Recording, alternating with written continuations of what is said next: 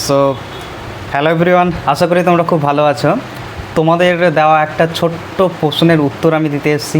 অনেকেই আমাকে গিয়ে বলেছিলে যে দাদা কিভাবে গিয়ে ম্যাথামেটিক্স শুরু করব, ম্যাথামেটিক্স কিছুই বুঝতে পারি না, আমাদের কাছে পুরোপুরি নতুন সাবজেক্ট, অনেক দিন আগে থেকে শুরু করেছি, এখন গিয়ে এইটা থেকে জড়িত না, এটার সাথে 10 বছর 15 বছর আগে থেকে ছেড়ে দিয়েছি, 5 বছর আগে ছেড়ে দিয়েছি।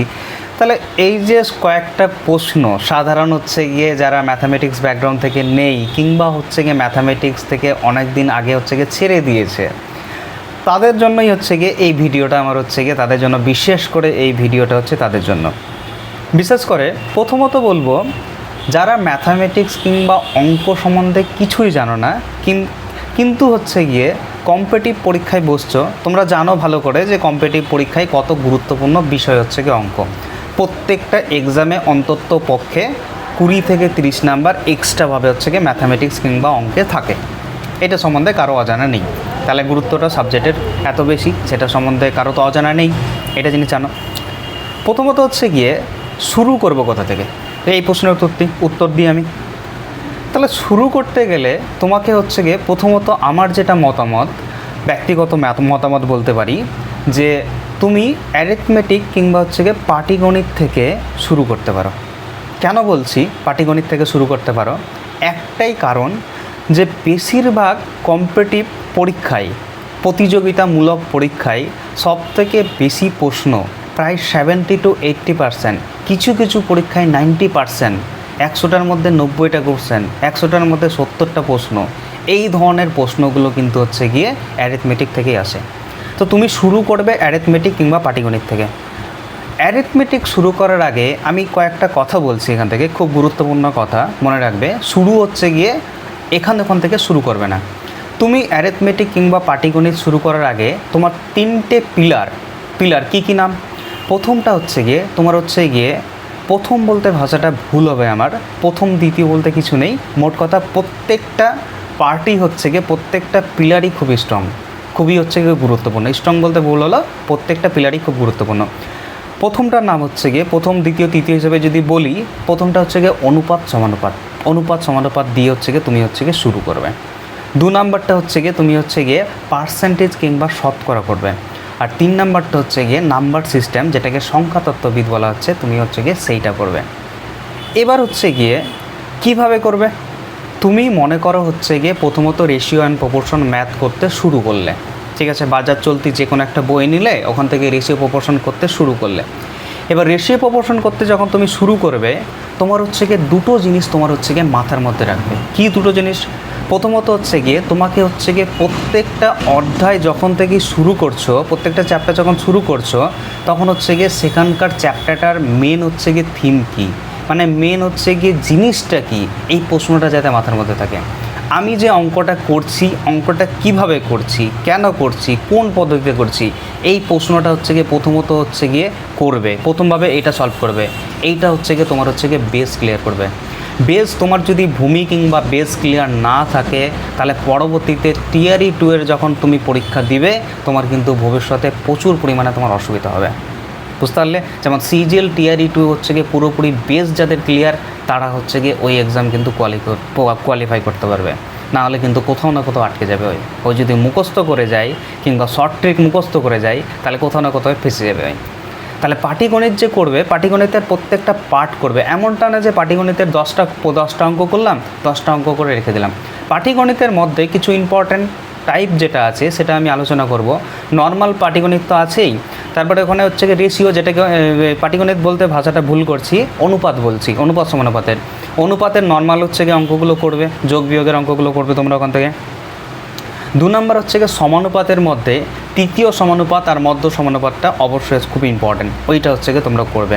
তারপরে গিয়ে ওখান থেকে এজের কোশ্চেনটা করে নেবে, কয়েনের কোশ্চেন করে নেবে, পার্টনারশিপ কোশ্চেনটা করে নেবে, যেটা অংশীদারিত্ব বলা হচ্ছে, কয়েনের অঙ্ক করবে। এই কয়েকটা চ্যাপ্টার গিয়ে কয়েকটা টাইপ খুবই গুরুত্বপূর্ণ। এই বিষয়গুলো তোমরা গিয়ে ওখানে খেয়াল রাখবে। শুরু করবে, শুরুটা গিয়ে যাতে পুরোপুরিভাবে শেষ হয়। সময় লাগুক, তোমার ম্যাথ স্ট্রং করতে 6 মাস তোমাকে লাগবে, তোমার সময় লাগুক, তুমি আগে বেসটা ক্লিয়ার করো। স্পিড হচ্ছে গিয়ে গ্রো করার হচ্ছে গিয়ে পদ্ধতি হচ্ছে গিয়ে প্রতিদিন হচ্ছে গিয়ে ম্যাথের কনসেপ্ট ক্লিয়ার করো, আর তুমি হচ্ছে গিয়ে এই ম্যাথগুলো করার পাশাপাশি তুমি হচ্ছে গিয়ে নামতা পড়তে শুরু করো। নামতা কোথা থেকে পড়বে, যেটাকে মাল্টিপল বলা হচ্ছে। 1 থেকে 30 অবধি কিংবা 25 অবধি ন্যূনতম নামতা তোমার হচ্ছে গিয়ে মুখস্থ রাখা দরকার, কারণ এইটা তোমার হচ্ছে গিয়ে পরীক্ষার হলে স্পিডটা তোমার বাঁচাবে, ওই স্পিডটা বাড়াবে আর তোমার সময় তোমাকে বাঁচাবে, সময় সাশ্রয় করবে তোমার, বুঝেছো? সেকেন্ড নাম্বার হচ্ছে কি বলবো যে তোমার হচ্ছে গিয়ে নামতার পাশাপাশি তোমার হচ্ছে কি স্কোয়ার রুট, ঠিক আছে? স্কোয়ার, 1-এর স্কোয়ার কত, 2-এর স্কোয়ার কত, এইটা 30 অবধি মনে রাখবে। 3 নাম্বার হচ্ছে গিয়ে ঘনমূলটা তোমরা মনে রাখবে। তাহলে তোমার হচ্ছে গিয়ে অনুপাত সমানুপাতের কনসেপ্ট আমি তোমাকে বললাম। সেকেন্ড নাম্বার তোমার হচ্ছে গিয়ে পার্সেন্টেজ শুরু করবে। পার্সেন্টেজের মধ্যে কি, পার্সেন্টেজের মধ্যে তোমার হচ্ছে গিয়ে শুরু করবে বেসিক থেকে শুরু করবে। পার্সেন্টেজের বেসিক বিভিন্ন টাইপ যখনই হচ্ছে গিয়ে তুমি শেষ করলে, এবার এই টাইপের পরবর্তীতে তুমি যেটা করবে সেটা 2 নাম্বার হচ্ছে গিয়ে টাইপটা কী বলা হচ্ছে, তখন তুমি হচ্ছে গিয়ে সিম্পল ইন্টারেস্ট কিংবা হচ্ছে গিয়ে সরল সুদের চ্যাপ্টার করবে পার্সেন্টেজের পরে। তারপরে তুমি ওখান থেকে কম্পাউন্ড ইন্টারেস্টের চ্যাপ্টার করবে, যেটাকে জটিল সুদ বলা হয় কিংবা চক্রবৃদ্ধি সুদও বলা হয়। এবার 3 নাম্বার হচ্ছে গিয়ে কি, তারপরে হচ্ছে গিয়ে কি এটাকে করে শেষ করে দেবো না, তোমার হচ্ছে গিয়ে পার্সেন্টেজ যখনই করবে তখন হচ্ছে গিয়ে প্রফিট লস, যেটা লাভ ক্ষতি, ওই চ্যাপ্টার লাভ ক্ষতি, ডিসকাউন্ট, ছাড়, এই সব চ্যাপ্টার একসাথে করবে। আমার মূল বক্তব্য, যখন কোনো চ্যাপ্টার শুরু করছো সেটা পুরোপুরিভাবে ফিনিশ করো। সেটা তুমি অনুপাত থেকে শুরু করলে অনুপাতের সব চ্যাপ্টার সব টাইপ শেষ করো, সেটা তুমি পার্সেন্টেজ থেকে শুরু করে পার্সেন্টেজের সব টাইপ শেষ করো, ঠিক আছে? বেঁচে থাকলো কি 3 নাম্বার পিলার। 3 নাম্বার পিলার হচ্ছে নাম্বার সিস্টেম। এই নাম্বার সিস্টেমটা যখন তুমি করবে, নাম্বার সিস্টেমের সবথেকে গুরুত্বপূর্ণ দিক কি, নাম্বার সিস্টেমের এলসিএম, এইচসিএফ, আরও হচ্ছে গিয়ে তোমার হচ্ছে গিয়ে ডিভিশন রুল, এগুলো সব কিছু গুরুত্বপূর্ণভাবে হচ্ছে গিয়ে করবে। এই নাম্বার সিস্টেমটা তোমরা আগেও করতে পারো, কারণ ক্যালকুলেশন স্পিডের জন্য ডিভিশন রুল, তারপরে তোমার কোনটা হচ্ছে গিয়ে তোমার হচ্ছে গিয়ে বিভিন্ন ধরনের যে ইউনিট ডিজিট, এই যে জিনিসগুলো আছে, এটা খুব গুরুত্বপূর্ণ কাজ করে। তোমার হচ্ছে গিয়ে অপশান এলিমিনেশনের ক্ষেত্রে অপশান দেখে দেখে বাদ দিতে, কোনটা হতে পারে কোনটা হতে পারে না, এটা হচ্ছে গিয়ে তোমার হচ্ছে নাম্বার সিস্টেম খুব গুরুত্বপূর্ণ কাজ করে। এই 3টা পিলার আগে স্ট্রং করবে। তো প্রথমটা কি বললাম, অনুপাত সমানুপাত। সেকেন্ডটা কি, সেকেন্ডটা হচ্ছে গিয়ে পার্সেন্টেজ, তারপরে নাম্বার সিস্টেম। এই 3টা পিলার আগে স্ট্রং করবে, তারপরে তোমরা হচ্ছে গিয়ে বাকিগুলো করতে থাকবে। এরপরে তুমি হচ্ছে গিয়ে কী করতে পারো, তারপরে তুমি এভারেজে চলে যেতে পারো। পাটিগণিতের ক্ষেত্রে বলছি আমি, এই পুরো টপিকটা পাটিগণিতের ক্ষেত্রে বলছি।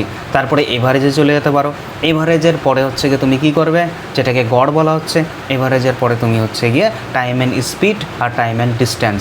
আর time and speed, time and distance হচ্ছে গিয়ে কি, এই একই চ্যাপ্টার, ট্রেন রিলেটেড যে অঙ্কগুলো হয় এইটা চ্যাপ্টার করবে।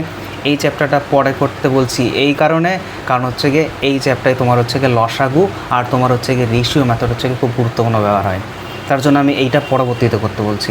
এইটা করবে, তারপরে টাইম অ্যান্ড ওয়ার্ক করবে। টাইম অ্যান্ড ওয়ার্কটা করার আগে অবশ্যই হচ্ছে এটা সময় কার্য, তুমি অবশ্যই নাম্বার সিস্টেম থেকে নাম্বার সিস্টেমটা করে নেবে, তাহলে তোমার হচ্ছে গিয়ে পরবর্তীতে কোনো অসুবিধা হবে না, কারণ ওখানে এলসিএমের বিভিন্ন হচ্ছে গুরুত্বপূর্ণ কাজ হয়। এইটা করলে, এইটা যদি এই সিকোয়েন্স অনুযায়ী তুমি যদি করতে চাও, তাহলে তোমার জীবনে কোনো দিন ম্যাথামেটিক্স সম্বন্ধে, পাটিগণিত সম্বন্ধে কোনো অসুবিধা হবে না। তারপরে হচ্ছে গিয়ে অ্যাডভান্স ম্যাথের দিকে যাবে। অ্যাডভান্স ম্যাথের একটা কী বলবো, ভালো দিক খারাপ দিক হচ্ছে কি বলতে পারো, সেখানে হচ্ছে গিয়ে মাথাটা একটু কম ব্যবহার করতে হয়। যেমন পাটিগণিতে হচ্ছে গিয়ে তোমার হচ্ছে লজিক্যাল মেথড বেশি ব্যবহার করতে হয়, ভাবতে হয় যে জিনিসটা কী হতে পারে। অ্যারিথমেটিকের ব্যাপারটা হচ্ছে কি এই যে অ্যাডভান্স ম্যাথের কথা বলছি কি, যেখানে জিওমেট্রি আছে, তোমার ম্যানচুরেশন আছে, মানে জ্যামিতি পরিমিতি আছে, এইটাতে তোমার হচ্ছে গিয়ে মুখস্থটা একটু করতে হয়, যে ডাটাগুলো কোনটা কী, ত্রিকোণমিতি আছে, কোনটা ডাটা কী, সেটা মুখস্থ করতে হয়। তারপরে এইভাবে যদি সিকোয়েন্সটা যদি শেষ করো, তোমার জীবনে হচ্ছে গিয়ে ম্যাথামেটিক্স নিয়ে জীবনে কোনো দিন কোনো প্রবলেম থাকবে না। তুমি হচ্ছে গিয়ে আপ টু সিজিএল দাও, রেলওয়ে দাও, তুমি ডাব্লিউবিসিএস দাও, তুমি মিসলেনিয়াস দাও, তোমাকে কোনো ধরনের এক্সাম নিয়ে কোনো কিছু ভাবতে হবে না। তুমি শুধু এই মেথডগুলো ফলো করো, আর রেগুলার হচ্ছে গিয়ে 50টা ম্যাথ হচ্ছে গিয়ে অবশ্যই রাখো, নাহলে স্পিড তোমার হচ্ছে স্লো হয়ে যাবে।